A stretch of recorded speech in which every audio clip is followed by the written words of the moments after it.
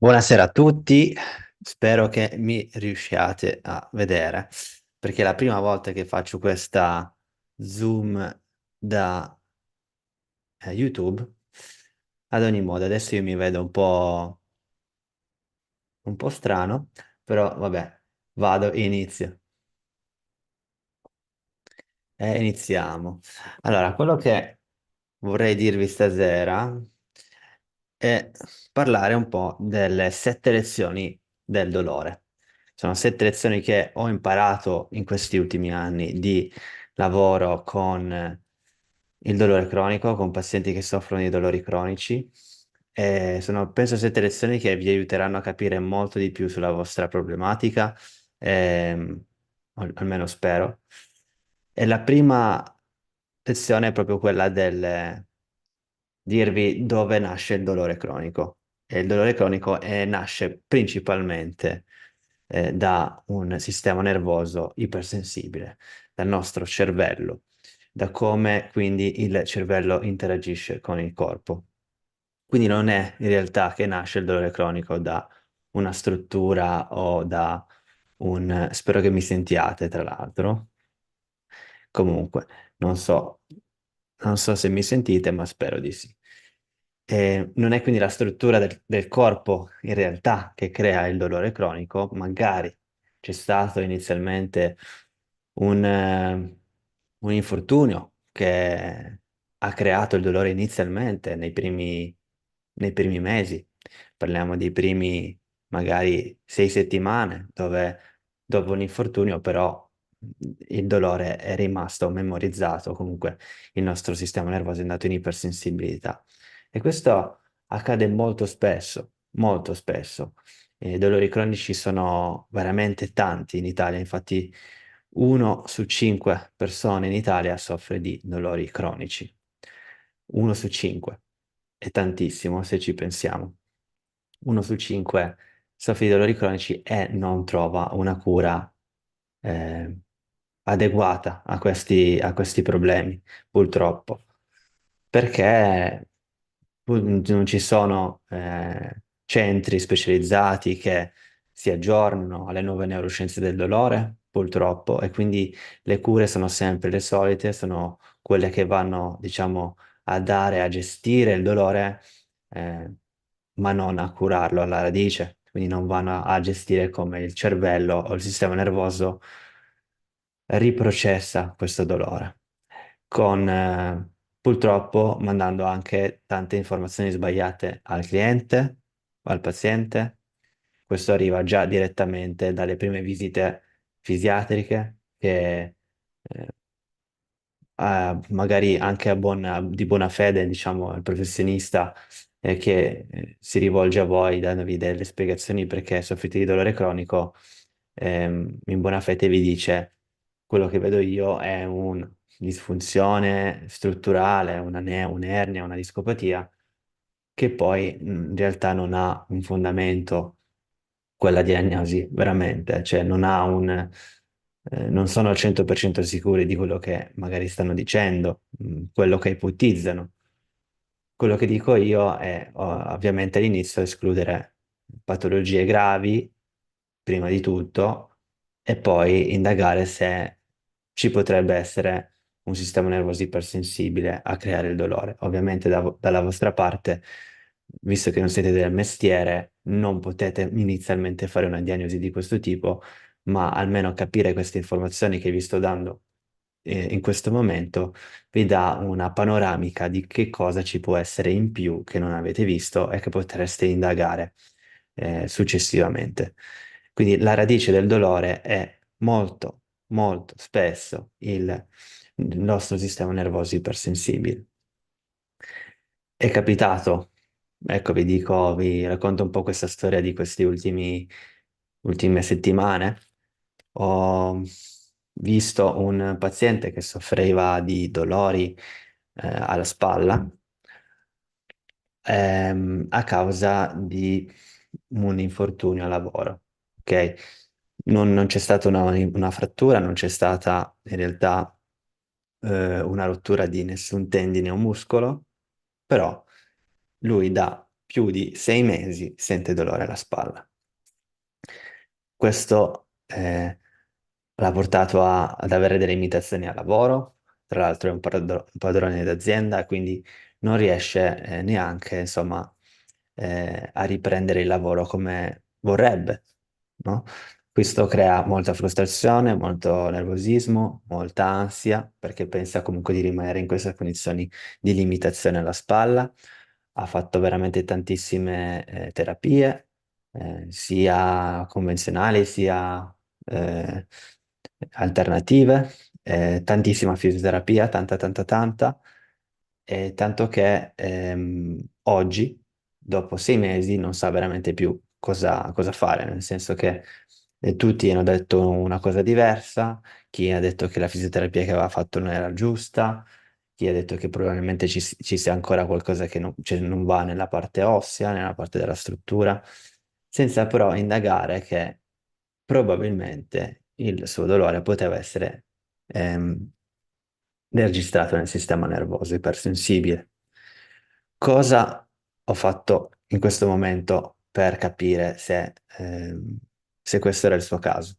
Ora, io ho visto questo paziente per pochi minuti. Non è un mio paziente, è un paziente del centro fisioterapico in cui collaboro poche ore al giorno e do una mano a questo centro dal punto di vista fisioterapico, ok? Però usiamo principalmente le loro terapie, le loro tecniche, perché comunque è un paziente di fisioterapia loro, non è un paziente mio. Quello che ho potuto fare è capire inizialmente, beh, a parte parlare col paziente e cliente, capire se ci sono comunque degli stress ulteriori che normalmente dal corpo solo guardandolo non si vede. E già mi stava dicendo che comunque degli stress ulteriori al lavoro ci sono, soprattutto adesso che è assente da diversi mesi e non riesce comunque a seguire i suoi dipendenti al 100%. Una cosa molto semplice che ho fatto è capire se questo movimento, ok, seduto sdraiato sul lettino, se il movimento della spalla era limitato, ok? Ovviamente era limitato. Quanto era limitato? Molto limitato, quindi magari la spalla sinistra la muoveva di 30-40 gradi in più e la destra molto meno. Ora, sdraiato a pancia in su, gli ho fatto prendere una barra di legno e fare quindi questo movimento, ok? Pancia in su, sdraiato, andare indietro, andando indietro e capire se c'era qualche problema, quindi di meccanismo del sistema, meccanismo delle giunture, delle articolazioni, delle ossa nella spalla, o era appunto una problematica di sistema nervoso ipersensibile. Quello che si è visto in questi pochi minuti è che con calma, con dei piccoli movimenti, spiegando a lui che comunque non c'era nulla di rotto in quella spalla, che non c'erano strutture danneggiate, che era principalmente una protezione della spalla, il dolore. Piano piano siamo riusciti grado dopo grado, millimetro dopo millimetro, a fare il movimento più ampio, ok? Mentre cosa succedeva prima? Andava in blocco, cioè lui si sentiva che la spalla gli andava in blocco e questa spalla che andava in blocco lui la connetteva al fatto che c'era un osso o qualcosa di bloccato nella spalla. Quindi vedi che già la cognizione di quello che lui pensava era già un qualcosa che era limitante. Quando noi pensiamo a un qualcosa di limitante dentro il nostro corpo, che c'è dentro il nostro corpo, è normale che il corpo o la nostra mente segua quella ipotesi, ok? Quindi quello che pensiamo, in realtà, quello che crediamo che pensiamo, lo manifestiamo nel corpo, ok? In un certo senso. È quello che succede appunto in questo caso con questo cliente. Adesso io nei prossimi giorni cercherò ancora di capire come sta andando, seguendolo, capendo cosa sta facendo. Purtroppo non lo sto seguendo io di persona, cioè ci sono differenti terapisti con differenti eh, prospettive, differenti modi di lavorare. Se voi andate in un centro convenzionato, avete veramente tantissimi terapisti che la vedono in modo diverso e purtroppo è difficile avere un terapista dedicato a voi se non siete comunque in un ambito privato. Quindi questo è quello che accade alla maggioranza delle persone. Vanno in un centro fisioterapico, fanno 100.000 cose diverse, i miglioramenti potrebbero arrivare, potrebbero non arrivare, iniziano a capire che se non arrivano c'è qualcosa che non va nel loro corpo, è un circolo vizioso che entra dentro ehm, e non si esce più se veramente non arriva qualcuno a spiegarti che potrebbe esserci un'altra ipotesi. Ora, questa ipotesi dovrebbe essere stata fatta dal fisiatra ortopedico, neurochirurgo, neurologo, chiunque vi abbia visitato, però capisco che anche un po', ci vuole un po' di fortuna a trovare le persone giuste e competenti e anche le persone, diciamo, oneste, anche se non sei incompetente, non sei aggiornato in questo modo di vedere il corpo, è giusto che un professionista dice, non lo so, magari ti riferisco ad un altro professionista." Purtroppo l'ego nell'ambito medico esiste e non poco, e quindi ognuno rema sulla sua parte dicendo, ah, è la fisioterapia che non va bene, ah, ma forse questo, ah, questo qui che non va bene, questa cosa non va bene, senza in realtà dire, ipotizziamo che ci potrebbe essere questo, questo e questo. Guardiamo oggettivamente su tutto quello che ci può essere e a quel punto agiamo su ogni aspetto. Aspetto psicologico e sociale è totalmente non visto. Cioè, veramente è assurdo. Comunque cerco in questo canale di farvi capire che c'è molto di più del corpo, ok? Quindi punto uno, quello. La radice del dolore è sul sistema nervoso ipersensibile, ok? 99% dei dolori cronici, ok? Non diciamo 99%, diciamo, dai, 90%, ok? Dei dolori cronici non è di natura strutturale. Il secondo punto di cui voglio parlarti è che l'interpretazione che il cervello fa sul dolore è molto importante rispetto quindi a quella che ha il significato del dolore. Cioè, percezione del dolore intendo. Il cervello percepisce il dolore, capisce in che situazione si sta trovando e in base a quella situazione rilascia il dolore. Questo cosa voglio dire? Con questo cosa voglio dirti? Ti sarà capitato di vedere partite di calcio, comunque professionisti di qualsiasi genere, che hanno degli infortuni nel campo, però non sentono il dolore in quel momento, lo sentono qualche ora dopo, ok? O magari un giorno dopo. Anche rotture, anche fratture, ok? Questo perché? Perché in quel momento il corpo, il cervello, percepisce che in quel momento non c'è il modo, non c'è bisogno di fermarsi. È talmente preso dalla situazione che il corpo percepisce che non c'è un danno in quel momento. E il danno lo percepisce quando però si è più calmi, ok? Questo accade in incidenti stradali, in infortuni calcistici, comunque di altro genere, sportivo. Quindi il contesto in cui sei cambia poi la natura e la percezione del dolore, ok? Quindi quando noi siamo in uno stato di ansia, quando noi siamo in uno stato di preoccupazione, quando noi siamo in uno stato di ipervigilanza, il nostro corpo, il nostro cervello reagisce a quello che noi sentiamo, ok? Quindi ecco perché è molto importante capire in che stato sei. Se ti trovi in uno stato di ansia, se sei in uno stato tranquillo, se sei in uno stato preoccupato. Ecco che quello è la prima cosa da pensare. Ok, sono in uno stato di ansia. In questo momento probabilmente il mio dolore è influenzato da questo stato di ansia. Cosa posso fare per riportare giù il sistema nervoso e bilanciarlo? Ci sono talmente tante tecniche, insomma, che si possono fare che uno dice, cavolo, non so da dove iniziare. Sicuramente non inizierei da quelle farmacologiche, inizierei da quelle naturali, ok? Le naturali che abbiamo già dentro il corpo. Il respiro, la meditazione, il leggero movimento fisico. Ovviamente tu dirai, non mi vado a fare del movimento fisico se so che vado a influenzare in malo modo il dolore, ok? Ok, iniziamo dal respiro, iniziamo dal capire che cos'è che ti sta facendo male. La parte quindi cognitiva è molto importante. Infatti, il Neurobalance nel mio corso completo spiego questa parte molto bene all'inizio. Ok? Quindi questo è il contesto, la relazione tra contesto e dolore è importantissimo. Terzo, la psicologia e l'educazione possono cambiare il modo in cui il tuo cervello processa il dolore, ok? La psicologia e l'educazione possono curare il dolore stesso, cosa che un fisioterapista non vi direbbe mai, perché il suo lavoro è usare il corpo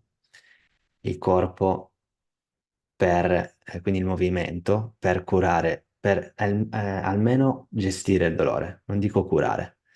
Invece oggi, con la neuroscienza del 2024, sappiamo che l'educazione e la psicologia, queste due terapie, ok, possono curare il dolore al 100%, ok? Ovviamente stiamo parlando di dolori nociplastici, dolori neuroplastici in un altro modo, ok? Si può dire nociplastici, neuroplastici, mind body syndrome, TMS, tension myositis syndrome.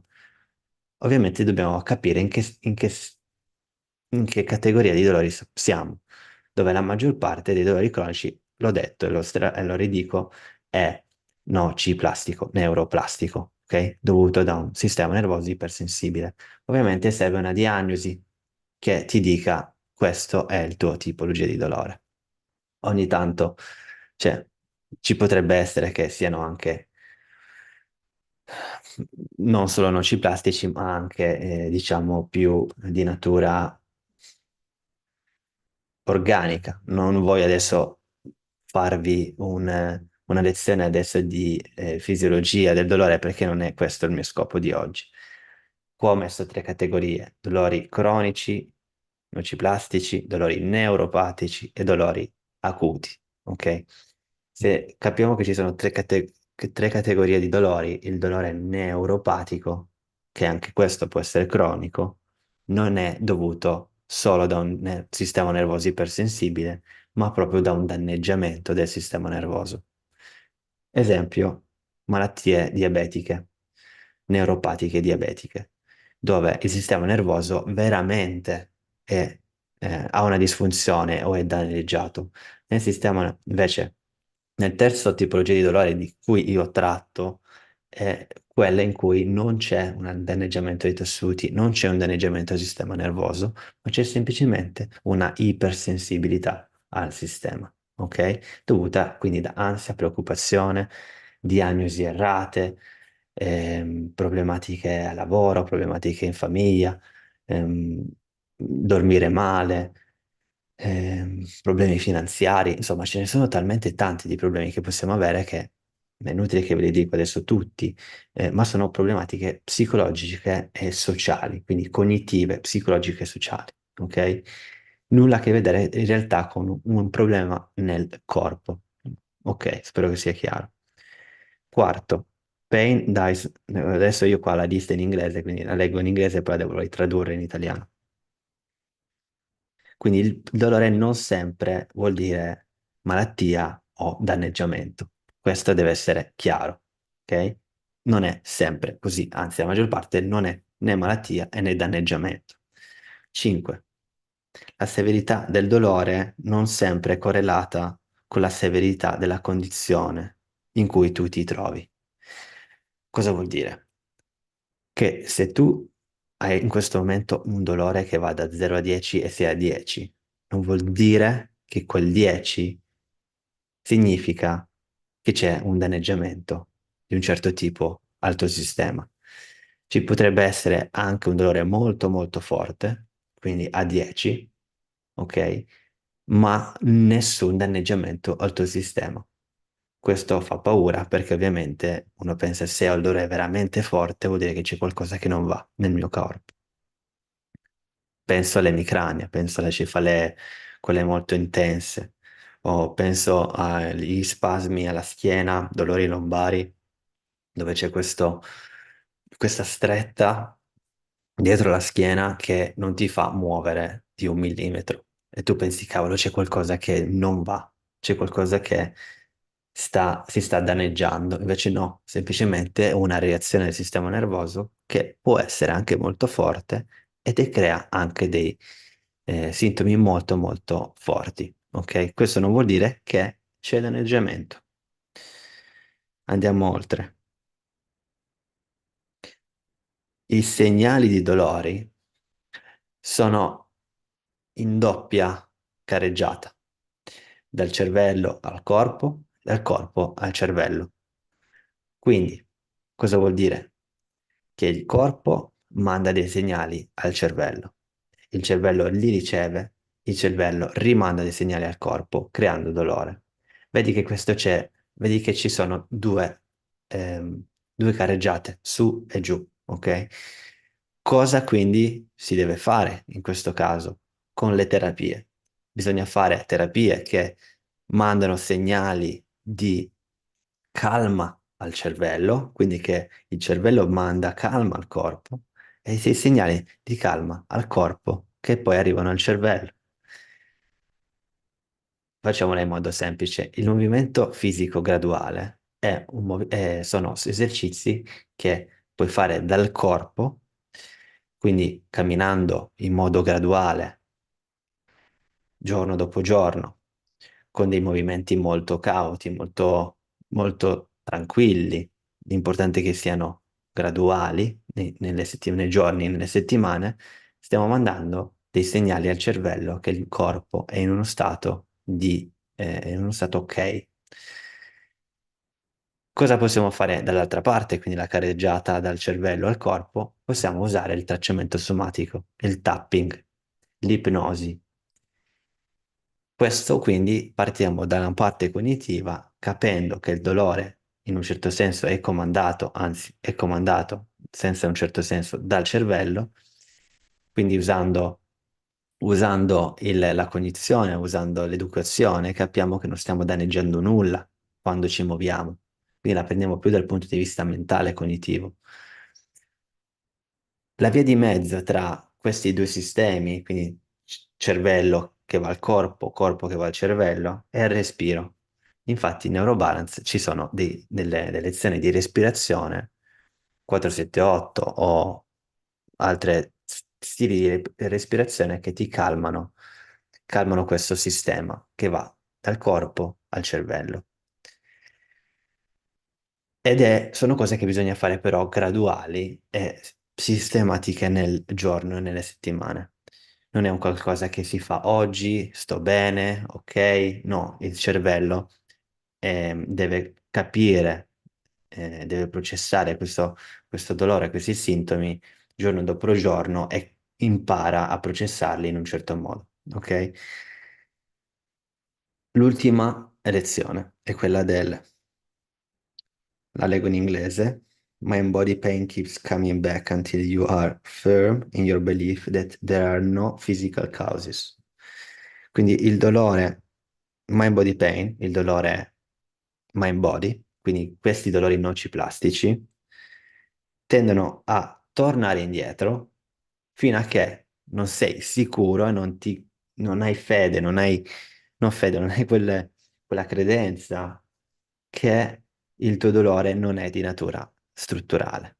Tu fin quando hai questo dubbio che il tuo dolore è di natura strutturale, la parte cognitiva non cambia e quindi il sistema nervoso rimane in ipersensibilità.